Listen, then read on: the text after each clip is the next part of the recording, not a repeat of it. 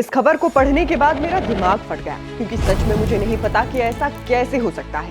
मामला कांगड़ा जिले के लंबा गांव क्षेत्र का है, जहां एक घर में रोजाना ही आग लग रही है, और वो भी अपने आप। बिजली बोर्ड ने बिजली काट दी है, लेकिन फिर भी कभी घर में रखा पुराना टीवी जल जाता है, तो कभी पंखा फूंक कर स्वाहा हो जाता है, और कभी तो घर में रखे गद्दे में भी आग लग जाती है। और ये सब कुछ पिछले 9 दिनों से लगातार हो रहा है।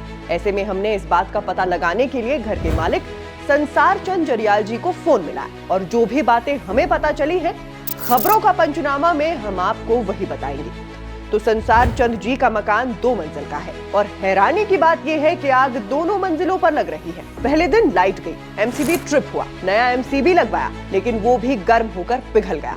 बिजली का कनेक्शन काट दिया गया, ट्रांसफार्मर तक डाउन कर दिया गया, लेकिन मीटर फिर भी गर्म होता रहा। घर की सारी वायरिंग निकलवा दी, सारे बोर्ड हटवा दिए, मगर मंगलवार को एलईडी के प्लास्टिक बोर्ड में अपने आप आग लग गई। कभी फैन, कभी गीजर, कभी टीवी, हर दिन किसी ना किसी चीज में आग लग रही है। वो बताते हैं कि एक दिन तो बंद पड़ा पुराना टीवी ही फट गया, ऊपर पहुंचे तो प्लास्टिक पिघल चुका था, कमरा धुएं से भर गया था।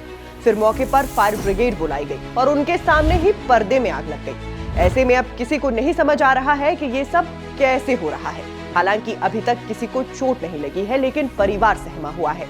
बिजली विभाग कह रहा है इलेक्ट्रिकल फॉल्ट नहीं है। संसार चंद जी का मानना है कि किसी गैस का रिसाव वजह हो सकता है, क्योंकि सेंट्रल यूनिवर्सिटी के एक प्रोफेसर ने उन्हें बताया है कि सेप्टिक टैंक से निकलने वाली मीथेन गैस प्लास्टिक से रिएक्ट कर रही होगी।